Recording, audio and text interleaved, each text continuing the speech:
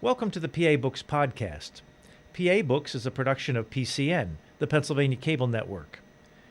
This program features interviews with authors of books on Pennsylvania people, history, sports, business, nature, and politics. While the focus is always on Pennsylvania, topics like the Revolutionary War, the Battle of Gettysburg, the Industrial Revolution, the coal and steel industries, and authors like John Updike, David McCullough, and John Grogan have a universal appeal. We hope you enjoy this podcast.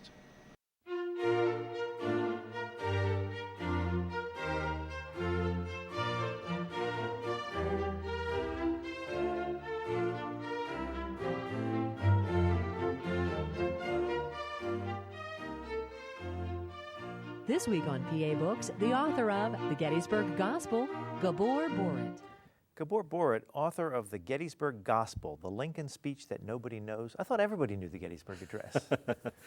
Everybody does, but there's plenty that people don't know. The title came about because I wish there were a more modest title, actually. My subtitle was Lincoln Speaks, and my publisher said, well, people will say, why a new book on Lincoln? You better make it more catchy.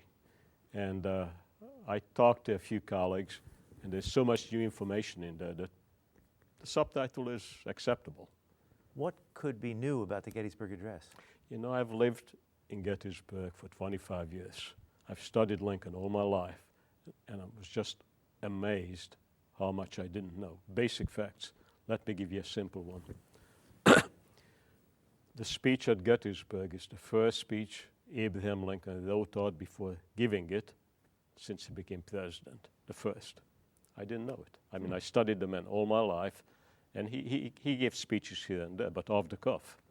Here was one speech he wrote down, the one speech he cared enough about to write down ahead of time.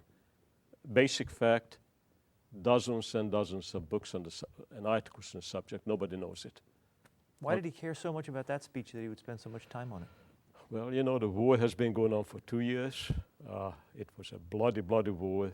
You know, here we are in the middle of a war, and there have been 3,000 dead, and the country is up in arms over it. Well, in 3 days at Gettysburg, there were 50,000 casualties. There were 10,000 dead, 21,000 wounded. The country, Americans were sick and tired of it. I'm a native of Hungary. I was born into a war I was too young to remember, but I participated as a kid in the 1956 revolution against the Soviets, and then I went to Vietnam twice. I was teaching for the Air Force, 69 and 70. I know war. Anybody who, and I'm one of the few people who write about the Civil War who actually know war, but anybody who loves it is out of their minds. It's bloody, nasty business, and I think people know it. By 1863, 2 years of war have gone on, no end in sight at all. The Battle of Gettysburg got people's hopes up, but the end wasn't coming at all. People are sick and tired of it. Every day after each battle, there would be front page of newspapers listing in each community who died, who is wounded, who is missing, day after day, week after week, month after month, year after year. Lincoln's job is somehow tell Americans why this war has to go on. That's why he comes here. Well, we are not in Gettysburg, just close by. That's why he goes to Gettysburg, and that is why, at least one of the reasons. He goes for many reasons, and I don't claim to know what was exactly in his head, but you can attempt to understand it fairly well. Now, he gave the speech in November, and the battle was in July. Yes. Did people by November did they see the Battle of Gettysburg as being as important as we see it today? Not quite. I think almost immediately they're beginning to be a sense that this is an important battle. The Eastern theater gets much more of the attention than the West. And in the East, the Union Army comes against the finest Confederate generals, above all Lee. And they lose battle after battle after battle. Gettysburg is the first real victory. And so immediately there's a lot said about in the North. I do think, however, that November 19, the huge event that happens in Gettysburg, Everett giving a speech, Lincoln giving a speech, that begins to drive it into American consciousness that Gettysburg is the great battle. So the speech has a lot to do with it. Everett, who's the main speaker, has a lot to do with it. So for people who don't know, what brought them together? Why were they all in Gettysburg in November 1863? Well, let me begin with the beginning, how the book begins. You asked about the subtitle of the book. I did not know until I, again, wrote this book and studied it, that the battle left behind the biggest man-made emergency in American history. I simply didn't know it. And you have a town of 2,500 people left with 10,000 dead, 21,000 wounded, 3,000 to 5,000 dead animals. The place stinks to high heaven. People come, and as they're coming into town, before they are able to see the steeples, they can smell the place. And the smell stays around for months. It's possible that people say that because it got so much into their heads that maybe the smell was dissipating, but people still smelt it. They felt they smelt it. But here's this huge disaster. People don't know how to cope with it at first. The disaster is so bad because both armies leave, take most of the medical personnel away. I counted heads carefully. And the book has two parts. The first part tells a story, and anybody can enjoy reading it, and a lot of people seem to be enjoying it. The second part is more for the buffs and the scholars. But I looked at, and it has all kinds of numbers and other information in there. There were 35 surgeons on the Union side who could operate. There are 21,000 wounded people. There are hundreds, there are thousands of people lying out in the open. No help, no food, no water. Flash floods come and people just float away because they can't move. It is, as I said, the biggest disaster in American history. And the local people already been traumatized by the battle. And then they are left with all that. And how do you get out of that? Well, whose job was it left to clean up? Well, theoretically it was the job of the army, but the army left. The army left because they expected a major battle, and they were getting ready for it. And Washington's eyes were not on Gettysburg anymore. They were on the two armies. Lincoln, for one, hoped to finish the war. He convinced Meade that another major battle is coming, and the army got ready for it. Of course, it never came, and I mean, one of the less-known facts of the war is that the biggest Union army, the Army of the Potomac under Meade, does not fight again until the spring of 1864. Here's the biggest Union army, doesn't fight a major battle again. That's like eight months? 8 months. So getting back, I'm not answering your question, so let me get back to it.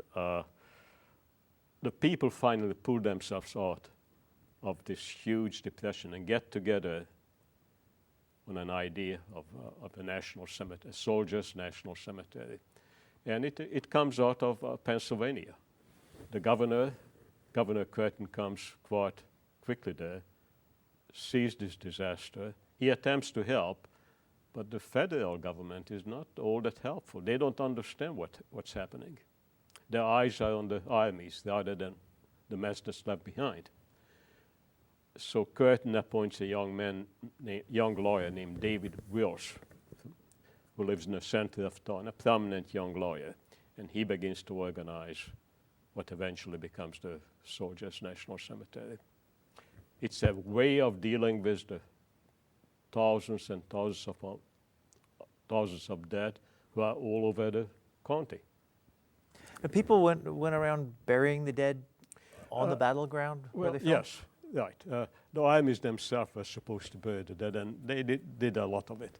But, you know, these are people about to leave. They do it quickly. They're shallow graves. You have animals digging up bodies, hogs and dogs and wild animals eating soldiers. It's a disgraceful scene. And often the graves are not marked. There's an attempt to deal with the dead respectfully.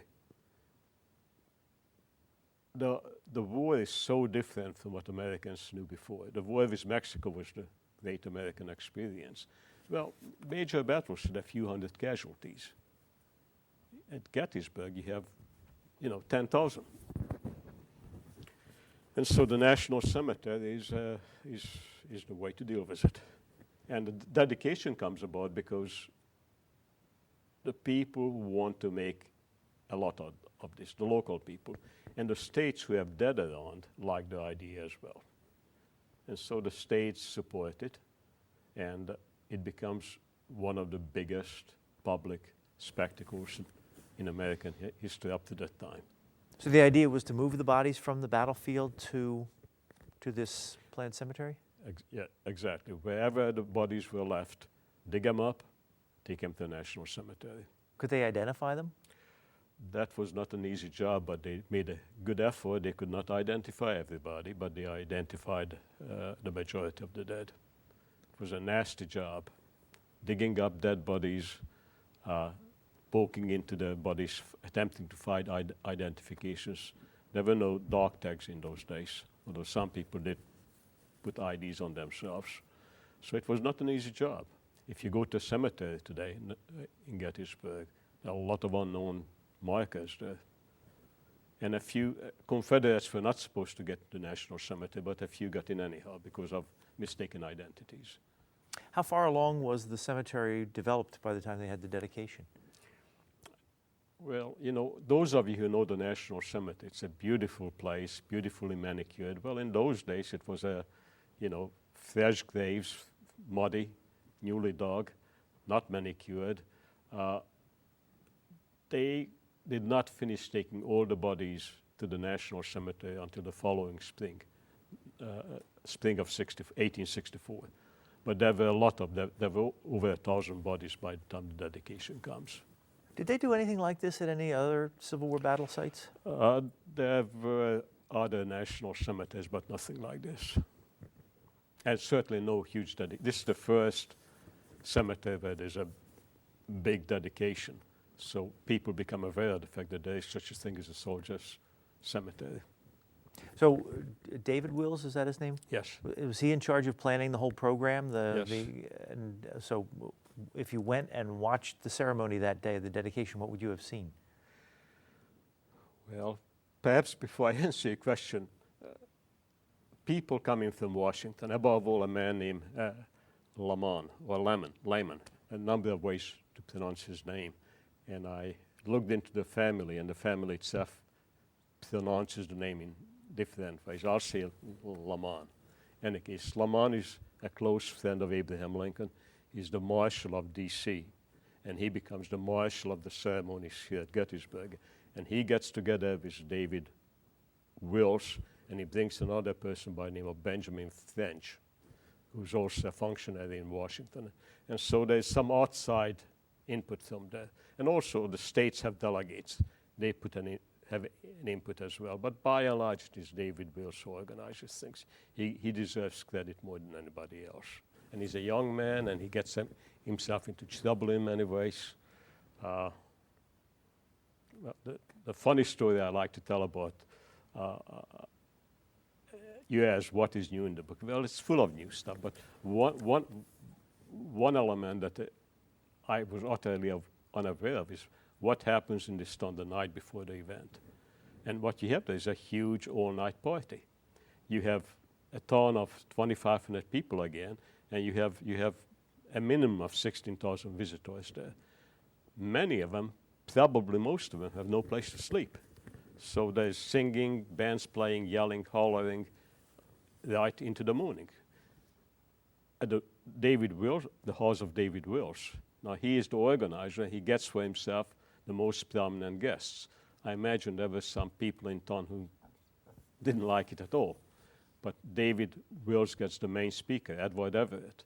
He gets Abraham Lincoln. He gets other prominent visitors. He lives in a nice big house, but the house normally have 5 or at the most 6 people living in it. Wills invites 38 people, and including the president and Everett. Nobody has their own bed, much less their own room, except Edward Everett and Abraham Lincoln. Everybody else shared beds. Yeah, it was of course common for those days. We don't understand it, but the most prominent people didn't think that's the way how it should be. In any case, around 11 o'clock at night, the governor of the state, Governor Curtin, shows up. Wills is the man of the moment because the governor appointed him. And he invited the governor to stay there as well. The governor arrives at 11 o'clock at night. He's one grumpy man. He was supposed to have come 5 hours and hours earlier, but his train broke down.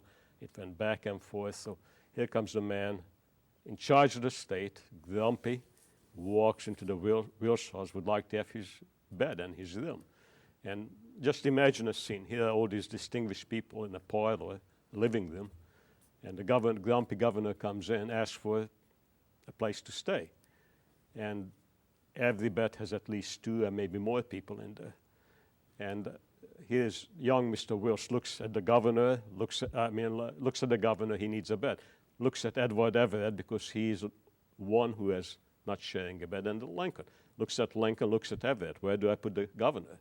And protocol prevails. Finally, he tells Everett, the governor is going to sleep with you.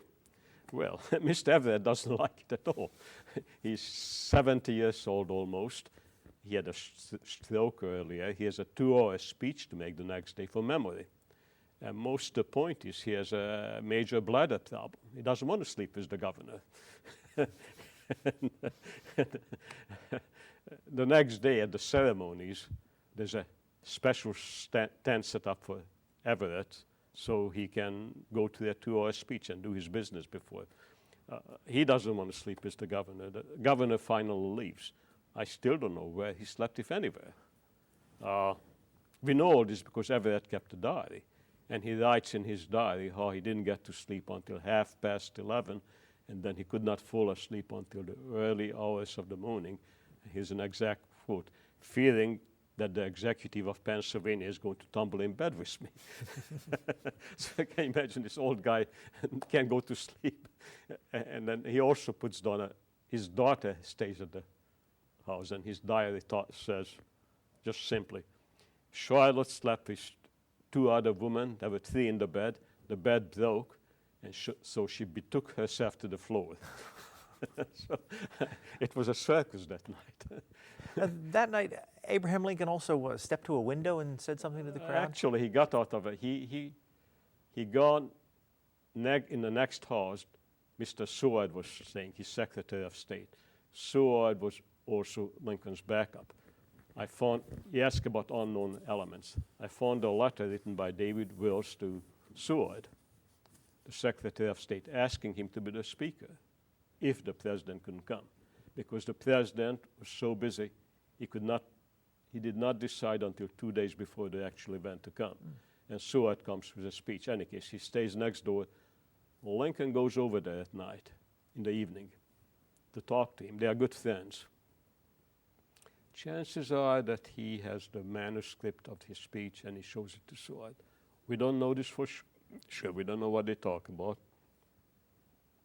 One diary says that he stays about an hour, another says he stays a half an hour.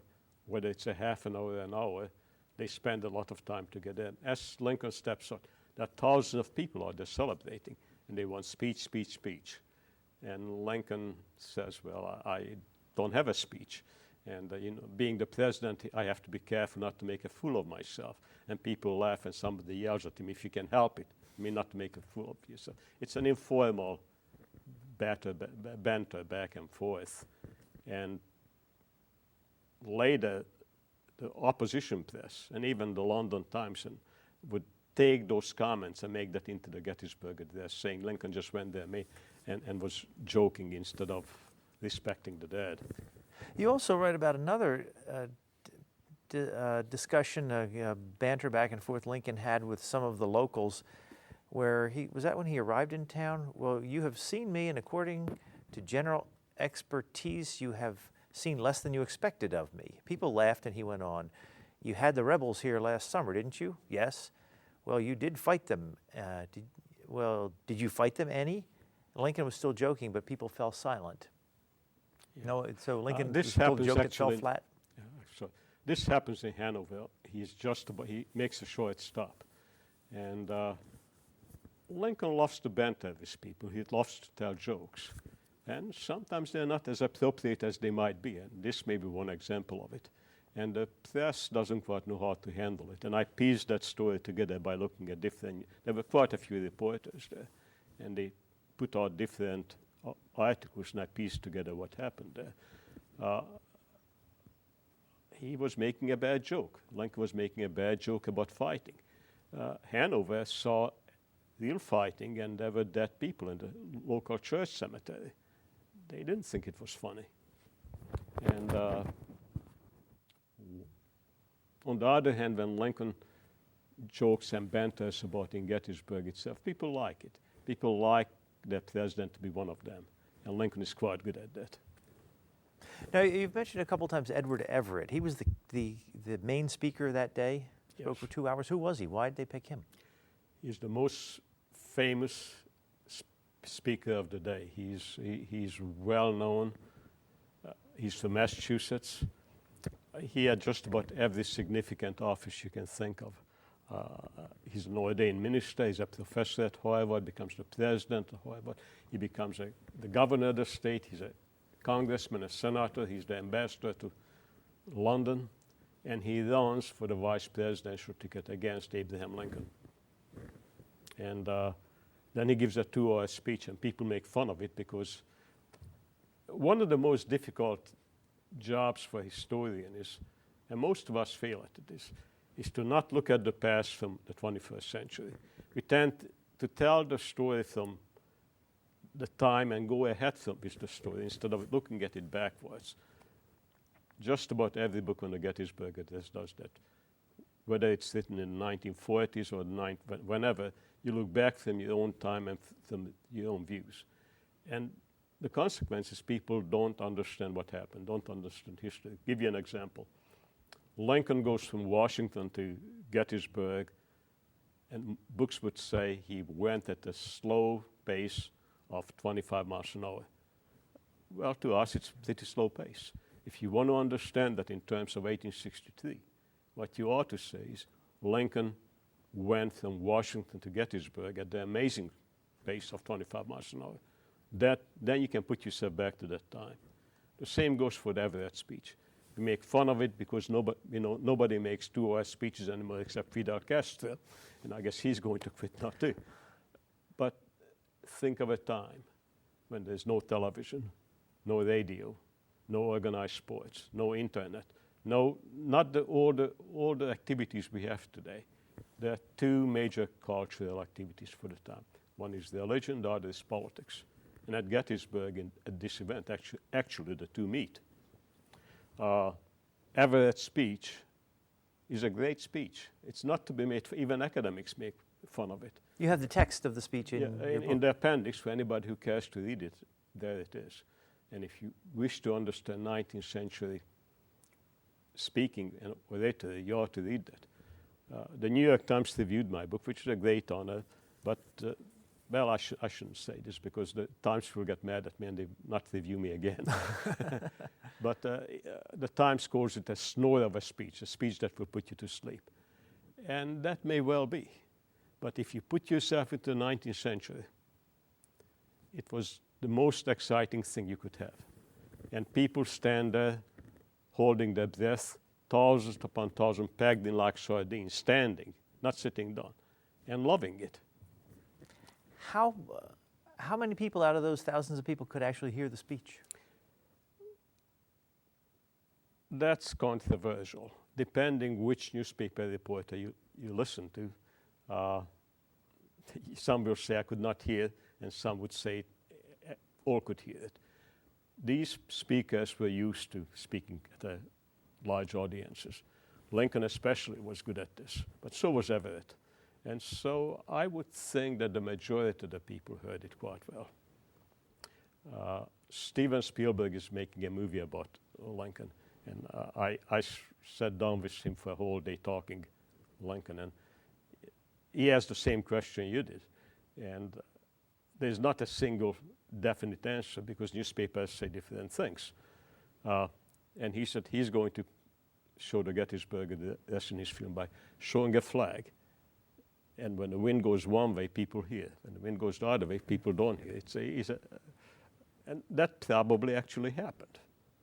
But the fact that those people, thousands upon thousands, listened carefully and stood there. A few people wandered away, but most people stood there. But whether it is 15,000 people or 25,000, whatever number you want to put on it, it indicates that they heard enough to make it interesting. Now, we haven't actually talked about Lincoln's speech yet, but before we do, I want to ask you a little bit about yourself. You said you're originally from Hungary? Yes. And what did you see in the 1856 uprising? Well, you know, my middle son is a filmmaker, and he is making a documentary film about my life. It's almost finished, and 56 is a significant part of it.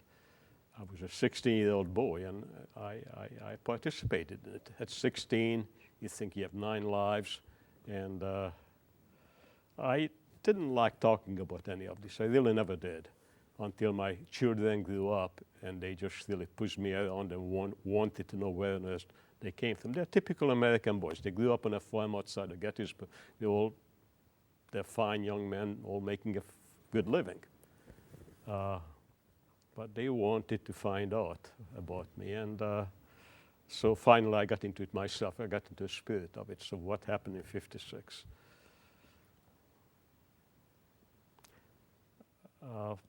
The most traumatic event of you asked me about personally, I get it. I lived in a 6-story building on a main avenue in Budapest, which is the capital city. Well, it's part of my time I spent in the country, but this was the main place we lived. We built a barricade front of the house, and the Soviet tanks came and took it and decided to punish the building. It was a huge building, and people lived in fairly crowded conditions. Everybody ended up in the basement. It was a large basement. People were packed in there. The Soviet tanks came and started shooting into the building. And that's right next to it. It's a distinct sound. You hear the cannons going thump, thump. And you begin to hear the building collapsing. And then down in this huge basement, the lights go out, and people getting fairly antsy. And then all of a sudden, rubble started coming in, and people thought the whole building collapsed on them. In fact, the building did collapse above them, should I say. I was in there. And it's fairly scary when a 6-story building falls on your head. And when the rubble started coming in, people assumed that the whole ceiling fell in. There was a panic. And there was only 2 small, call them doors. They're more like holes through which you could get out. And people were trampling on each other, and it was panic. It was a nasty scene. And, I used to be ashamed or embarrassed about this, but it's going to be in the film, so everybody's going to know it. You stand there I have 2 siblings and my parents. And what goes through my head is that everybody's going to die here. My parents going to die. My siblings going to die. But I wasn't going to die. I was going to climb out of that rubble no matter what. I mean, it's this basic selfishness when it comes to life and death that's in you. I mean, I love my siblings and nobody died, as it turns out, but that's the feeling that you have.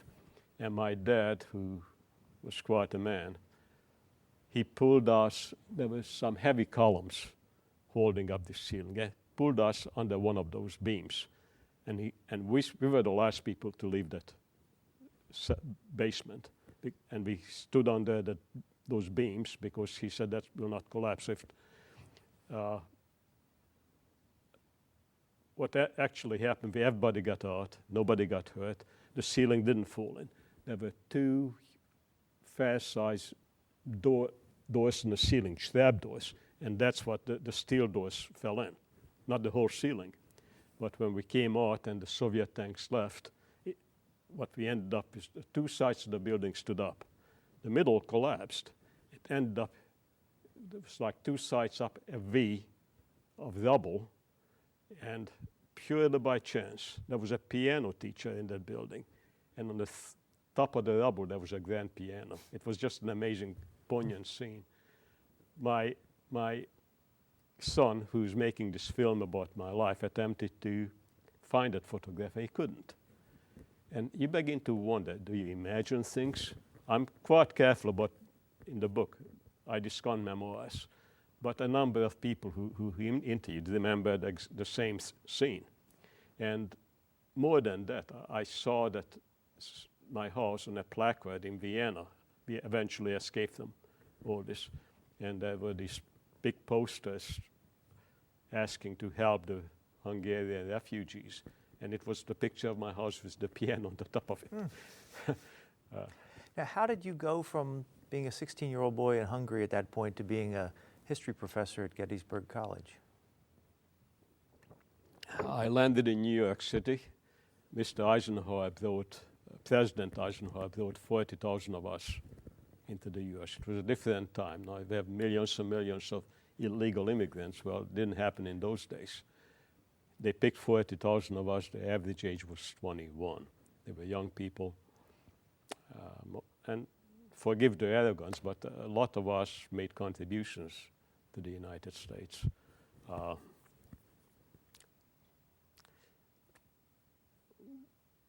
I came in a U.S. Air Force plane, ended up in New York City. I was a bit bewildered by it. No, I like to go to the city, but in those days it seemed like more than I wished to handle. Somebody said to me that if you like to see the United States, like to know the United States, it's out there in the West. So I ended up in Dakotas, and in a small town called Yankton, South Dakota. And the Lincoln sesquicentennial was coming, and the Sesquicentennial Commission put out a small pamphlet of Lincoln's writings, some of the best. And I luckily picked it up. And I was learning English and began to read that stuff. And I said, now here's a guy who can speak the language. And I was hooked. Was Lincoln a good writer? Oh, he was one of the best writers. English language. English is a beautiful language, but Lincoln was an absolute master of the language. Didn't write much, but the Gettysburg Address or the Second Inaugural, a few of his public letters, they're masterpieces of the language. People ask, how? He's a miracle. Here's a man whose mother was illiterate. His father could sign his name when he was a young man. By the time he got to be 40, he had to put an X down. He forgot how to sign his name. Their son gives the Gettysburg Address. Can you imagine that distance that man traveled?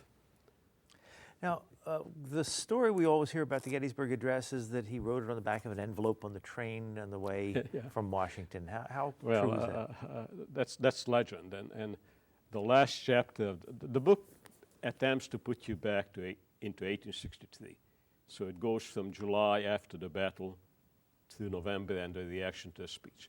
But the last chapter takes the speech from 1863 to 9/11, to our own time. And I discuss how from generation to generation people look on the address differently, the legends that grew up. The one that you mentioned about the envelope, it's still probably dominant. I talk to people, and well, the U.S. News and World Report had this wonderful story about this speech. In the introduction, they almost put the envelope story in there, and it is dominant. It comes from a book that was written in 1906 by a woman named Andrews. The book's title is The Perfect Tribute. It's a tiny book. It's probably the most popular Lincoln book ever written, assigned to students, high school students, year after decade after decade. And she tells the story. She got it from some others. No, there's no evidence at all that Lincoln wrote it on the way. I think the best evidence is that Lincoln wrote half of the speech in Washington the night before he came, left it unfinished, arrived at Gettysburg, gone to the Wills House, and while outside, all this, singing, hollering, and celebration going on, He sits in his room. He does have his own room. And he writes the second half of the speech. The next morning, he goes out, sees the battlefield. He studied the battle carefully, but he realizes that being on the field is not quite the same as seeing it in person. So he goes on the battlefield, gets back to the house, sits down, makes a second copy of the speech. Rather quickly written, you can see, makes mistakes as he copies it. Out of that he speaks. Did he have help with the speech? If he had help, probably the only person who, and this is a guess, an educated guess, probably he showed what he had that night to Seward, the Secretary of State. And actually Seward, who was the backup speaker, gives his speech on November 18. And really similar ideas. But that's not because Abraham Lincoln is copying Seward or vice versa. The speech is not an original speech. What Lincoln does in that speech, he sums up for Americans what their ideals are, what Americans would, well, the book ends by saying, Americans are saying, this is who we are. Or perhaps a better way of putting it, this is what Americans hope to be. It's not original ideas. These are ideas that are around. But Lincoln puts them so beautifully. He sums up, that's why I call it the Gettysburg Gospel. He sums up the best of America, and eventually it becomes a sacred speech. Why does he start 7 years ago? Did people talk like that back then? Not so much so, but you read that speech, it is the biblical language of the Bible. Lincoln grows up on the language of the Bible, and it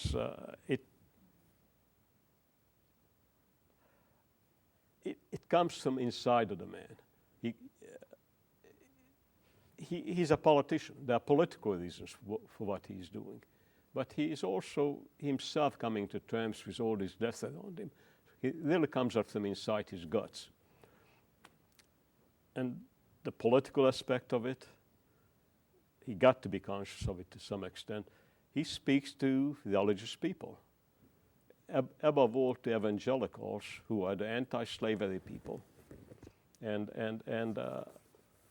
the religious Christians listening to that speech hear the sounds of the Bible. They can shut their ears and just love it. This is the beloved language. And you can read that speech as a religious speech. The new birth of freedom, depending who you are, might mean a born-again nation. But you can read that speech also as a secular speech. And the amazing part to me about the speech is that the religious folks might have rejected Lincoln for Lincoln not being religious enough. The language is religious, and you can read it as a religious speech. Lincoln is not a church member. His wife says he does not believe about an afterlife. Yeah, she says he was not a technical Christian. Not a technical, exactly. And his wife said he did not believe in an afterlife? Something of that sort. I mean, she says all kinds of things, but she knows them. And I mean, they were married all these many years.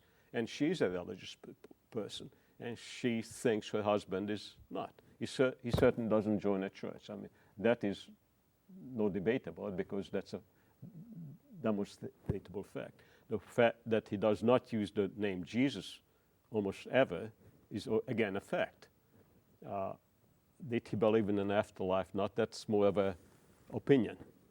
What I began to say is that religious folks might have rejected him because he is not a church member, but instead, this speech speaks to religious people. On the other hand, the more secular people might have rejected him for all this biblical language, for being too religious, speaking about God and so on. It's the opposite. The more secular people claim him to. He's able to pull people together somehow. And that's one of the beauties of the speech. Now, when he got up to give the speech, where was he on the program? Well, there's music, there's an invocation, there's music, Then Everett gives a 2-hour speech. There's music again, and then Lincoln gets up and speaks. I defended Everett's 2-hour speech. It was exactly what was needed. But still, after 2 hours, even in those days, people probably shuffled around, tried to stretch limbs, relax a little bit. And then Lincoln gets up. I think people listen from the beginning because there's applause. There's some debate about the applause, but both the opposition press reports applause as much as the Republican press does. And so I think the applause is is there. People listen. Lincoln is popular. But still, it's a 2-minute speech. When it is done, there's silence. People wonder, is he really finished? But the man sits down, and then there's this thunderous applause. Did he speak from memory? I think he read it. It's not entirely clear. He did not have time to memorize it. Again, I'm really careful about what people remember, because what people remember is often what didn't happen. And so the book is based on contemporary documents. But I do mention that one young woman who stayed in what today is called Lincoln Square in Gettysburg, stayed in the opposite house and looked into the window of the Wills house, and she saw Lincoln with the paper in his hand. So chances are he was practicing it while he was waiting for to come down and join the parade. But he didn't have time to memorize it. You have a couple things in your appendices I want to ask about. One is a question you have, did Lincoln extemporize? Right. Is there evidence that he was kind of throwing things in on the spot? I think so. And I think the most important addition that he makes to his speech is 2 words, under God. And I think he used biblical language, but he did not give a technically religious speech at all.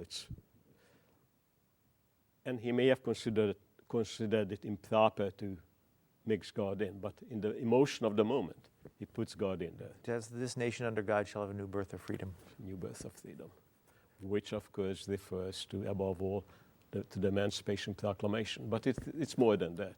And indeed, I mean, judging from the reaction to the speech and how people understood it, depending what was in people's head, they could understand it this way or that way, and they did.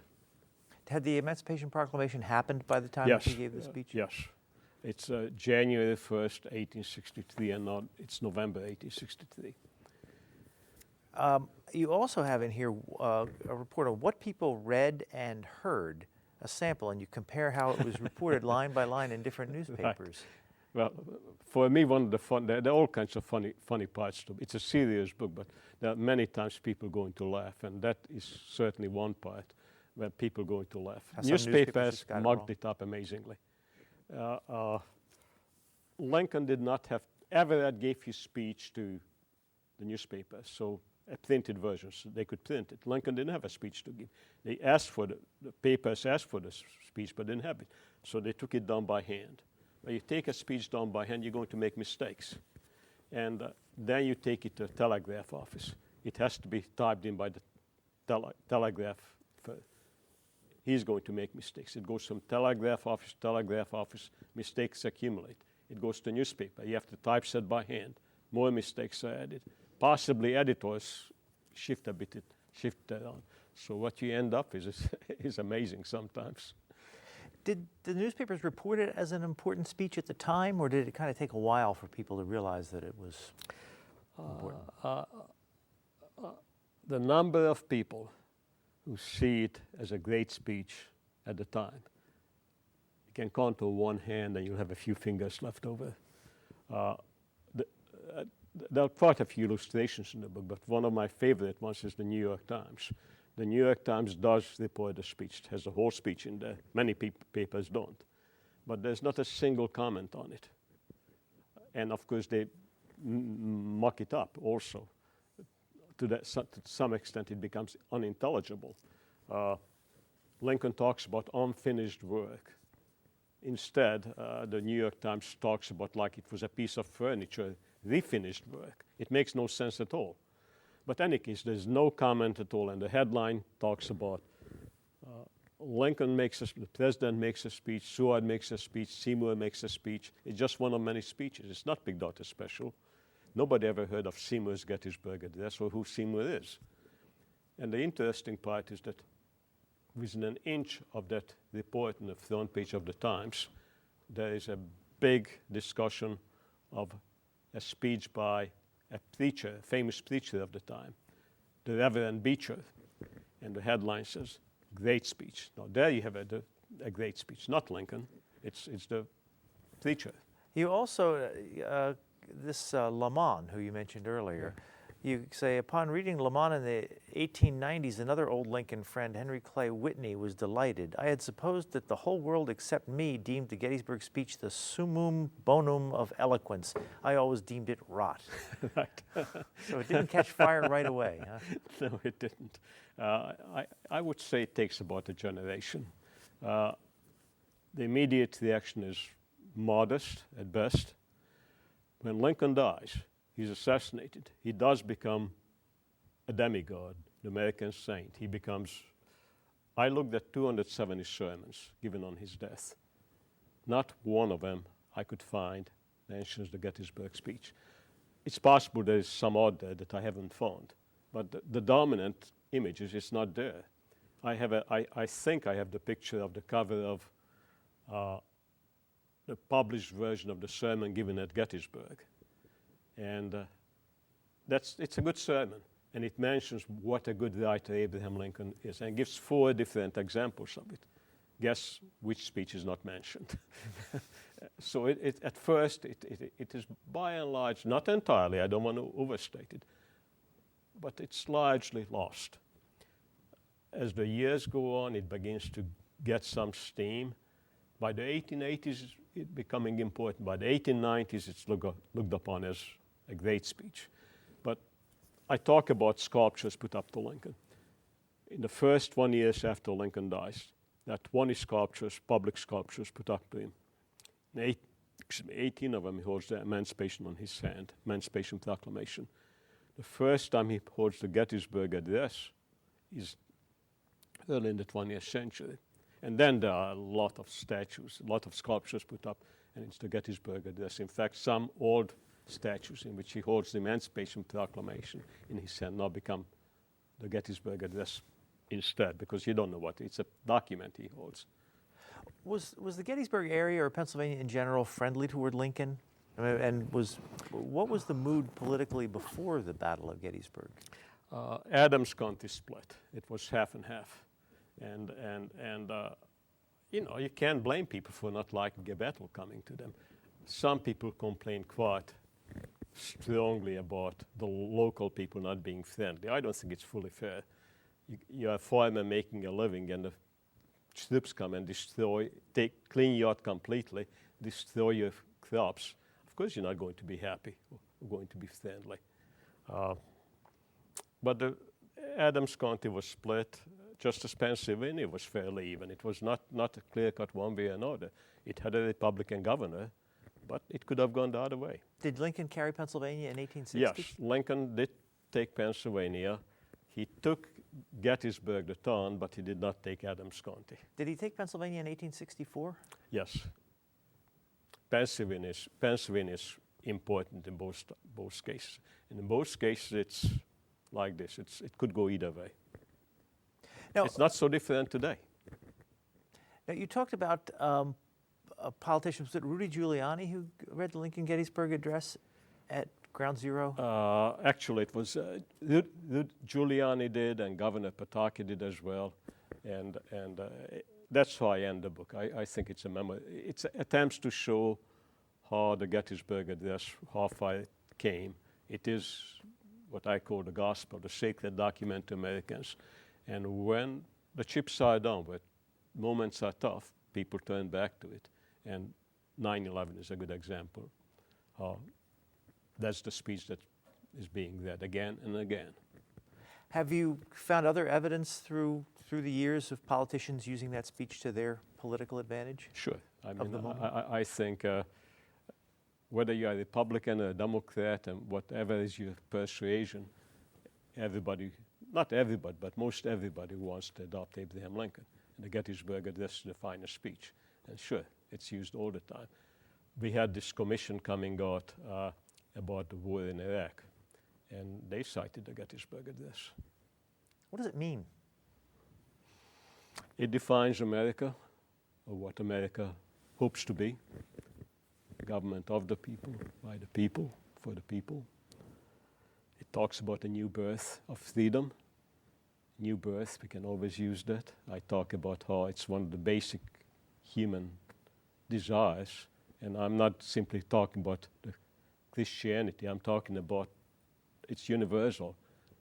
Each winter, every human being hopes for spring and a new birth.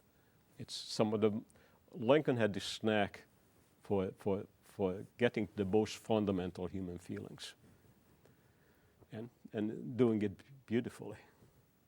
You said a little while earlier in this interview that you discovered Lincoln, a brochure in the sesquicentennial. What's so important about him that you have essentially devoted your career to studying him and the Civil War? We need heroes. I have nothing against Michael Jordan or whoever is the current great man, and I love to watch him make a basket, and maybe he's a fine man. But I think the culture needs more than that. We need somebody we can look up to. I don't mean simply a demigod, an impossible image, but a live human being, a flesh and blood who makes mistakes, but who has amazing characteristics. And the United States has been just so lucky that when the chips were really down, when times got truly tough, there was a George Washington, or there was an Abraham Lincoln, or there was an FDR, and somehow this greatness came out. There are plenty of presidents who you may not want to have a cup of coffee with, much less a beer, whatever, but there are these moments, and Lincoln is the best of them. What was so heroic about him? A man of deep decency, deep humanity, a man who can be a decent human being in extremely difficult times, when you have death all around you, when the existence of the United States is at stake, where freedom is at stake. And he leads with a steady hand. He is called all kinds of names. He's sometimes not heard, sometimes he's heard, but he leads the way the best can lead. What are the things about Lincoln now that people know that aren't right, or that they ought to know that they don't know? Well, he's not perfect. He makes mistakes. He does not go to his father's funeral. He claims that his wife is sick, and that may be so, but still he doesn't go to his father's sickbed, and he's dying. So there's plenty of things that you might object to. He makes mistakes, political mistakes, but in the end, he is the best of the best. And legends, that's just more legends that you would want to know, beginning with the Gettysburg Address, written on a train, where he didn't. The legend is, well, the more scholarly people would now say that the book by Gary Wills, which is a wonderful book on Lincoln at Gettysburg, written in the early 90s, won the Pulitzer Prize, bestseller, and so on. The subtitle of that book is The Speech That Remade America. Well, it didn't. It took quite some time to be heard. The media, and Wells's book is a fine book, and the two complement each other in many ways. Not being critical, but a lot of people believe that everybody heard the Gettysburg Address and saw it as this wonderful, amazing speech immediately. Well, they didn't.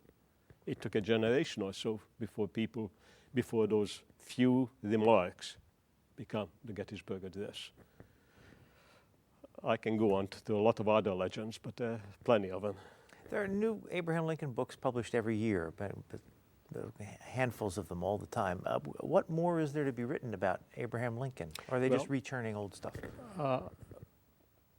I gave some examples of new ideas in the book, but it's full of stuff that people didn't know. People who wrote about the Gettysburg Address in earlier books looked at the same half dozen or a dozen newspapers. My students and I looked at hundreds and hundreds and hundreds. Now we know what people in Iowa said, or what they said in Utah, or what they said in Minnesota, or wherever. You get a quite different picture. Also, I think one of the reasons I became an American historian, I was always told to go into Central Europe. I spoke the languages, it'd be easy and so on, but I followed my instincts. That you can look at it with a fresh eye. Give you a good example. It's a minor thing, but nobody have noticed it. Lincoln is sick when he comes to Gettysburg. He doesn't quite know it. He doesn't feel well. People say he doesn't look good. He's coming down with a mild version of smallpox. Well, smallpox is an infectious disease. I had the opportunity to speak with Professor Caputo at the Hershey Medical School. Well, it's Penn State now. And he's an infectious disease specialist. And we discussed how this disease does it infect you. Simply just talking to you, it can reach you. Lincoln shakes hands with hundreds and hundreds of people. He has the smallpox. You want to write to know that? Nobody asked that question. Nobody ever asked this question. What happened? You can write an original book by simply attempting to find out who was here in Gettysburg and how many came down with this smallpox afterwards. Lincoln did not mean to infect people, but he almost certainly did. When he goes back to Washington, he's sick for 3 weeks. And you can turn up constantly. You can ask new questions that people don't ask. Why did not people? It's a common sense question. Everybody knows he came down with the smallpox. It's a common sense question to ask. Well, why people don't ask it? Well, perhaps I did not grow up. Lincoln was all new to me. Maybe I can have an opportunity to look at it with a newer eye. If you could talk to Abraham Lincoln, what would you ask him?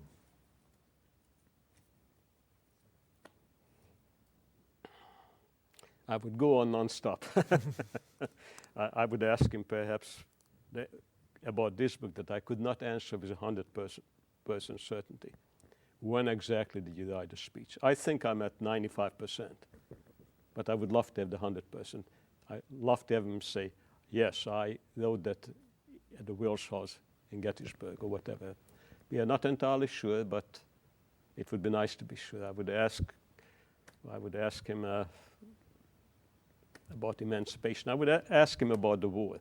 How did you handle 600,000 dead? That many people held you responsible for. What would you have done differently? And so it goes. Do you have another book in the works? Yes, but I'm not ready to talk about it, and I'm still, I'm on a book tour going from town to town, and so this book is much on my mind still. And this is the book we've been talking about.